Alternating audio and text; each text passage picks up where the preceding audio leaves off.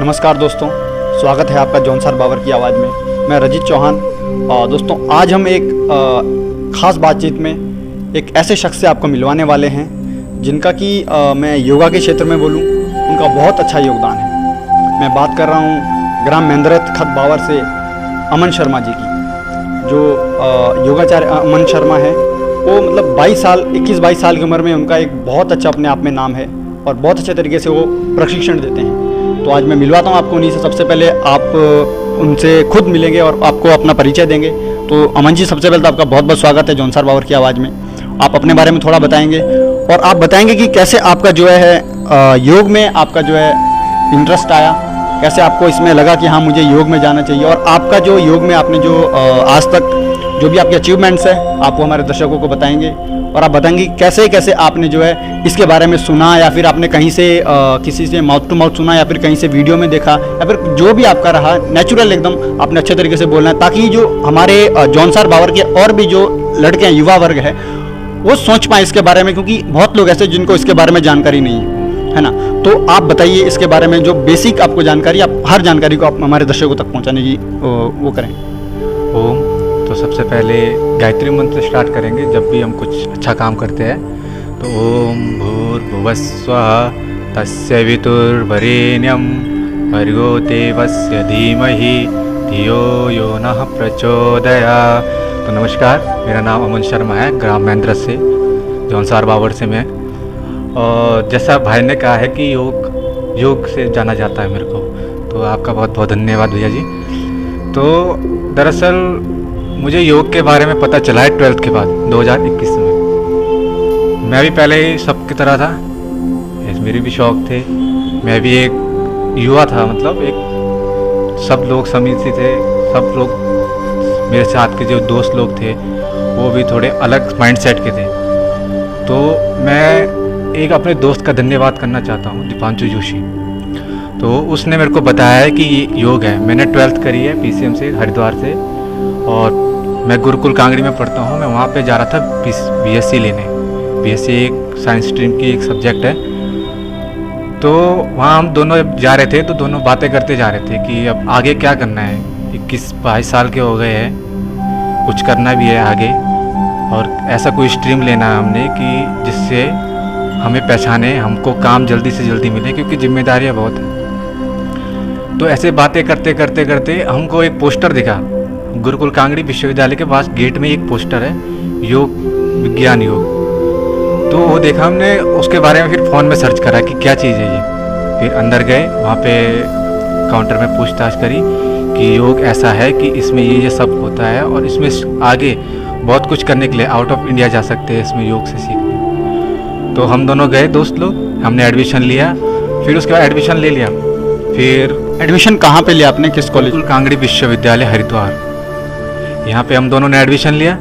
और फिर क्या बोलते हैं, हमारा मेरिट लिस्ट में नाम आया। फिर उसके बाद जब हमारी क्लासेस स्टार्ट हुई, फिर उसके अंदर और पता चला कि योग है क्या चीज़, दरअसल है क्या योग। कई लोग ऐसे सोचते हैं कि कर्तव्य है, सिर्फ बॉडी स्ट्रक्चर दिखाना है, आसन दिखाना है, और ये सब ये योग है। इससे भी हटकर योग है। योग के 8 लिम्स हैं, आसन, प्राणायाम, प्रत्याहार, नियम, धारणा, तो समाधि, ये चीज़ है इसकी। तो हम लोग अंदर गए, एडमिशन लिया और सब कुछ हमारा हुआ। तो 3 महीने मैंने अपना सेमेस्टर, फर्स्ट सेमेस्टर में 3 महीने निकाले। फिर उसके बाद जब मैंने अपने साथियों को देखा, वो कुछ हट के कर रहे थे आसन वगैरह, और मेरे को भी उसका लगा कि भाई मुझे भी कुछ सीखना चाहिए। फिर मैंने एक अपना कोचिंग सेंटर ज्वाइन करा, उसका नाम है दिव्य योग केंद्र, हरिद्वार में ही है, वहाँ पे हमारे कॉलेज के बैक साइड में ही। फिर हमने वहाँ पे एडमिशन लिया। तो मैं सेंटर गया, तो वहाँ पे सीखा मैंने अपने सर से। मेरे सर का नाम है विपिन गोलियान जी, वो है सहारनपुर के। उन्होंने मुझे योग सिखाया। अभी वो सर फिलहाल चाइना में है, तो उनका सेंटर अब हम चलाते हैं। तो सर ने हमको जिम्मेदारी दी है सेंटर चलाने की। फिर तो आप एक सेंटर भी चलाते हैं, योग सेंटर चलाते हैं, अपने सर का ही है। सर अभी चाइना में है, तो सर ने हमको हैंडल करा है कि आप उसे ऑपरेट कर रहे हैं। हम ऑपरेट करें, 2 जने हैं वहाँ पे, तो हम लोग ऑपरेट कर रहे हैं उसको। फिर वहाँ पे सिखाते सिखाते सिखाते सिखाते अब मेरे को एक दिन ऐसा लगा कि जो मैंने चीज़ सीखा है, 2 साल 3 साल मैंने अपने ऊपर मेहनत करी, मैं लोगों को सिखाऊं, अपने लोगों को सिखाऊं। हमारे लोगों को जौनसार बाबर में बहुत कम नॉलेज है इस चीज़ की, बहुत ही कम। मेरे हिसाब से पूरे जौनसार बावर में 10 या 12 जने होंगे जिनको योग के बारे में पता है, जो कर रहे हैं, जो हाई लेवल में प्रोग्राम कर रहे हैं। जैसे हमारी एक वहाँ है, क्या बोलते हैं, जहाँ रायगी है, वहाँ की एक लड़की है अंजलि जी, वो दिल्ली में करा रही है। एक मुंदोल के भैया है, वो करा रहे हैं। बस 5-6 जने, ज़्यादा नहीं है, 5-6 जने, क्योंकि उनको अवेयरनेस नहीं है। हमारे क्षेत्र में जागरूकता की बहुत कमी है। जागरूकता की कमी नहीं है, लोग जागरूक होना नहीं चाह रहे हैं। मेन पॉइंट ये है, वो होना नहीं चाह रहे, वो थोड़े अलग वे में चले गए। वो थोड़ा भक्ति राह से हटक गए और थोड़ा नशे के उसमें चले गए। ज़्यादा नशा बहुत ज़्यादा हमारे जो है प्रकोप ढा रहा है। हमारे जौनसार बावर में नशा धीरे धीरे फैल रहा है, बल्कि हमारा जौनसार बावर जो था नशे से एक समय पे बहुत दूर था, लेकिन आज के टाइम पे पूरा वो नशे की जकड़ में आ गया है। तो आप इसके बारे में थोड़ा सा बताएंगे, योग कैसे इसमें मदद कर सकता है कि जो नशा है वो दूर हो जाए, मतलब नशे को खत्म करने के लिए योग कैसे अपना योगदान दे सकता है? देखिए, नशा जो अभी युवा जो नशा कर रहा है ना, उसमें युवा की मैं मानता हूँ 30% गलती है। 70% गलती तो उनके जो हमसे बड़े हैं, एल्डर्स है, जो हमारे सुपीरियर है, जो हमारे रोल मॉडल है, उनकी गलती है। क्योंकि वो जब नशा करते हैं, वो नहीं देखते कि कौन छोटा है, कौन बड़ा है, कौन साथ बैठ रहा है। और जो नशा करने वाला होगा वो कभी उसकी बुराई नहीं करेगा, वो हमेशा उसकी तारीफ़ ही करेगा। दारू पीने वाला 100 फ़ायदे बताएगा आपको दारू पीने के, भांग पीने वाला 100 फ़ायदे बताएगा आपको भांग पीने के। तो ये कुछ नहीं है, सब ढोंग है। और योग के मदद से हम नशा कैसे छोड़ सकते हैं, इससे बहन ने पूछा आपसे। तो योग से हम, जैसे मेडिटेशन होता है, प्राणायाम होता है, ध्यान मुद्राएं होती है। जैसे आप मेरा हाथ देख सकते हैं, ठीक है, इसमें मुद्राएं कैसे, अगर ये 2 फिंगर्स को हम ऐसे क्रॉस ऐसे प्रेस करके रखते हैं और कमर गर्दन सीधी करके बैठते हैं, ये ध्यान मुद्रा होती है। इसको बोलते हैं मन की शांति के लिए। तो ऐसे कई अभ्यास है। तो अगर कोई योगा अगर चुनना चाहता है, योग सीखना चाहता है, अपना थोड़ा नया फील्ड चुनना चाहता है, देखो ऑप्शन बहुत है करने के लिए, पर अगर किसी को सही गाइडेंस हो, सही नॉलेज हो, किसी को आता हो, अगर वो सिखाए किसी और को, जैसे मैं हूँ, मुझे ज़्यादा नहीं 3 साल का एक्सपीरियंस है मेरे को योग में, और मैंने 3 साल बहुत कंटिन्यू मेहनत करी है। किसी चीज़ को शुरू करना, किसी चीज़ को ख़त्म करना बहुत आसान है। जैसे कि सुबह उठूँगा मैं 4 बजे उठूँगा, ठीक है, पहले दिन सोच लिया हमने, फिर उठेंगे, 2-3 दिन उठेंगे, उसके बाद आलस आता है, फिर छोड़ देते हैं, कंटिन्यू नहीं रहता। तभी तो कह रहा हूँ, किसी चीज़ को शुरू करना, किसी चीज़ को ख़त्म करना बहुत आसान है, पर किसी चीज़ को कंटिन्यूटी में रखना। कंटिन्यूटी बोले तो जैसे मैं योग अभ्यास कर रहा हूँ, 2021 से कर रहा हूँ मैं, अब 2024 चल रहा है, तो मैंने कंटिन्यू योग प्रयास करा है। अब मैंने अपनी बॉडी को इतना फ्लेक्सिबल बना लिया है कि आप मेरी बॉडी को ऐसे खींचो, चाहे ऐसे खींचो, चाहे कैसे भी, पर मुझे पेन नहीं होता है। अमन जी का जो कहने का तात्पर्य है वो ये है कि कोई भी चीज़ हो, कोई भी काम हो, आपको शुरू करने के लिए शायद आसानी हो सकती है और उसको ख़त्म या बड़े आसानी से कर सकते हैं, लेकिन उस काम को कंटिन्यू करते रहना, उसमें निरंतरता बनाए रखना, वो अपने आप में बहुत बड़े एक मैं कहूँगा कि बहुत टफ है और बहुत कम लोग ये चीज़ कर पाते हैं। तो अमन जी, आप थोड़ा सा मुझे ये बताएंगे कि जो आपका जो एक्सपीरियंस लिया आपने, ये इसमें जो कैसे ट्रेनिंग देनी है और कहाँ कहाँ आपने ट्रेनिंग दी है? आपने बहुत जगह ट्रेनिंग भी दी है, मैंने सुना भी है कि एक आचार्य अमन शर्मा नाम से एक व्यक्ति, योगाचार्य अमन शर्मा, जो कि बहुत अच्छी ट्रेनिंग भी देते हैं और बहुत कम उम्र में, सुना इसलिए क्योंकि आप बहुत कम उम्र, आपकी एज जो अभी है वो आपकी एज है 21 साल, तो आप 21 साल की उम्र में इतना अच्छे मुकाम पर पहुँचे। हम राजा रघुनाथ से प्रार्थना करते हैं कि आप ऐसे ही आगे जो है अपने मुकाम हासिल करते जाएं। और दूसरा मैं आपसे पूछना चाहूँगा, आपने एक्सपीरियंस कहाँ से लिया और अभी आप कहाँ कहाँ प्रोग्राम देते हैं? क्या आप जौनसार में भी कहीं प्रोग्राम देने का सोच रहे हैं फ्यूचर में? आपने जौनसार के लिए क्या सोचा है योग के फील्ड में, ताकि हमारे जौनसार से जो मैक्सिमम युवा वर्ग है वो इसमें आएँ और अपना जो है करियर, एक अलग करियर चुनने का प्रयास करें? या मतलब एक सरकारी नौकरी माइंडसेट, देखो मैं ये नहीं बोलूँगा सरकारी नौकरी बेकार है, देखिए हर इंसान की अपनी अपनी एबिलिटी होती है, लेकिन कहीं ना कहीं हमको उसके बारे में थोड़ा सोचना चाहिए, समझना चाहिए कि क्या मैं उसको कर सकता हूँ या नहीं। देखो करने के लिए हमारे पास हज़ारों रास्ते हैं, लेकिन जहाँ पे आपका इंटरेस्ट है आपने उसमें अपनी मेहनत करनी है। और सबसे बड़ी चीज़ ये है, खुद को एक बार अच्छे से किसी भी चीज़ में ढालने के लिए आपको उसके बारे में पहले स्टडी करना बहुत ज़रूरी होता है ना। तो आप मुझे बताएं कि आपने इस करियर को कैसे चुना, और आप अभी पढ़ाई भी कर रहे हैं, पढ़ाई के साथ साथ ही आप ये करिए, अपने आप में बहुत बड़ी बात है, तो आप इसके बारे में थोड़ा सा बता दीजिए। तो मैं योग सिखाता हूँ, जैसे कैंप लगाता हूँ मैं, जैसे मैं हरिद्वार में था अभी, तो अभी पिछले मंथ मैंने श्री गुरुराम राय एक कॉलेज है, स्कूल है, बहुत बड़ा नाम है उसका गुरुराम राय, तो वहाँ पे क्या करा मैंने, 3 दिन का सेमिनार रखा। तो अभी बोर्ड के एग्ज़ाम भी आ रहे थे बच्चों के, तो मैंने स्कूल में जाके सर, प्रिंसिपल सर से परमिशन ली कि सर मैं योग का विद्यार्थी हूँ, गुरुकुल कांगड़ी से पढ़ रहा हूँ। मैं चाहता हूँ कि मैं थोड़ा बच्चों को योग के बारे में बताऊँ, तो मैंने ऐसे कैंपस कई स्कूल में लगाए हैं। और जैसे हरिद्वार में धर्मशाला है और NGO वगैरह है और अनाथालय है, उधर भी जाके मैंने प्रोग्राम करे हैं। ऐसे ज़्यादा परमिशन नहीं मिलती है, एक एक दो दो दिन का मिलता है, क्योंकि उनका भी समय रहता है ना, स्कूल का कोई इतना कीमती टाइम क्यों देगा अपना।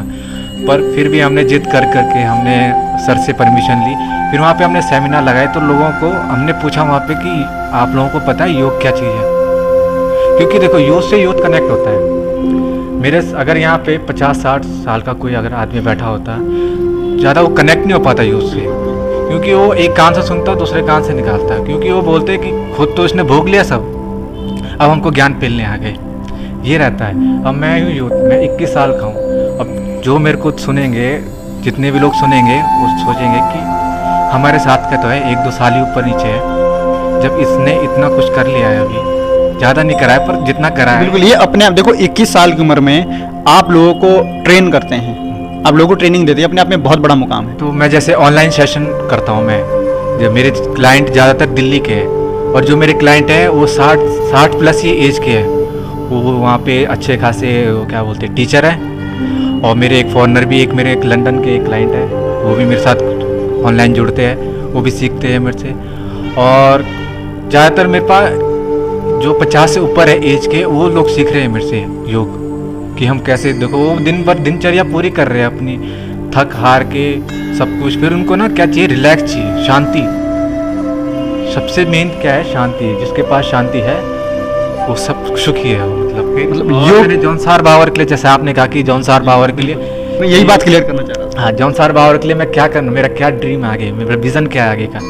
तो जैसे मैं अभी तो देखो मेरा ग्रेजुएशन हुआ नहीं अभी मैं ग्रेजुएशन करूँगा, उसके बाद मैं मास्टर करूँगा, उसके बाद मैं मतलब एबल हो जाऊँगा कि अब मैं योग सिखाऊँ आगे लोगों को, क्योंकि मेरे पास जब प्रमाण होगा, जब सर्टिफिकेट होगा, क्योंकि सर्टिफिकेट बहुत मायने रखता है।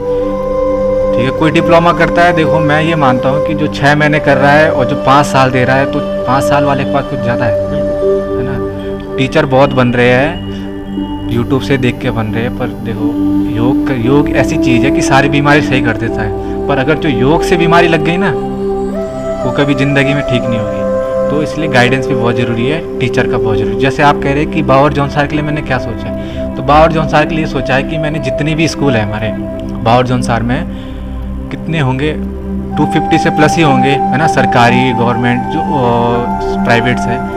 तो उनमें मैंने क्या सोचा है कि जब मैं जो अपनी टीम बनाऊंगा, मैं एक अपना ना, मेरा एक ड्रीम है कि योग पाठशाला करके उसमें मैं टीचर रखूँ अपने अंडर, कम से कम 100-200 बच्चे और टीचर रखूँ मैं, जो जाके वहाँ पे उनको ऐसा फ्री सेशन कराएं। देखो पैसा मेरा मेन नहीं है कि मुझे पैसा चाहिए, मैं पैसा ऑनलाइन क्लास से कमा लेता हूँ इतना कि अपना दिनचर्या चल रहा है मेरा मेन विज़न है कि लोगों को पता चले, हमारे बावर जॉन सार को पता चले, जो इस फील्ड में आए आगे।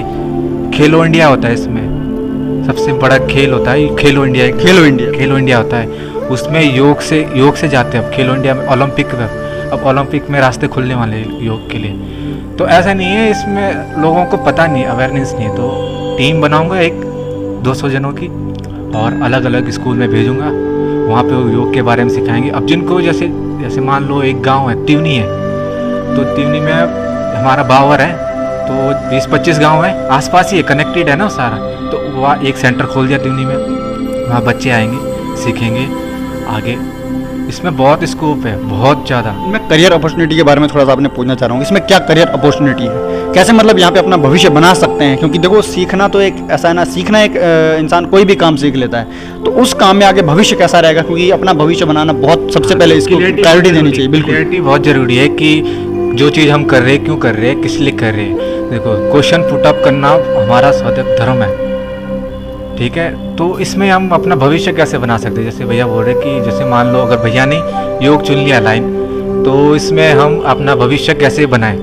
तो कुछ नहीं है, इसमें बहुत एग्ज़ाम भी होते हैं, सरकारी नौकरी भी निकलती है इसमें। आप अगर आपने मास्टर करी है, ग्रेजुएशन के बाद मास्टर होती है 2 साल का +3, ग्रेजुएशन 3 +2 5 साल का होता है। फिर इससे क्या होता है, जो बाहर विदेश है, बाहर विदेश में जॉब्स मिलती है, वहाँ कंपनी बुलाती है अपने इसमें, अपने खर्चे में बुलाती है, सैलरी तो अपने ऊपर डिपेंड रहती है, बस 60 से ऊपर ही मिलती है शुरू में, जो भी जाएगा ना। तो वहाँ पे कंपनी बुलाती है, वहाँ पे योग सिखाते हैं। और बाहर विदेश में देखो, मेरे को भी, मैं योग का विद्यार्थी हूँ, मेरे को बाहर विदेश जाना है। क्यों जाना है?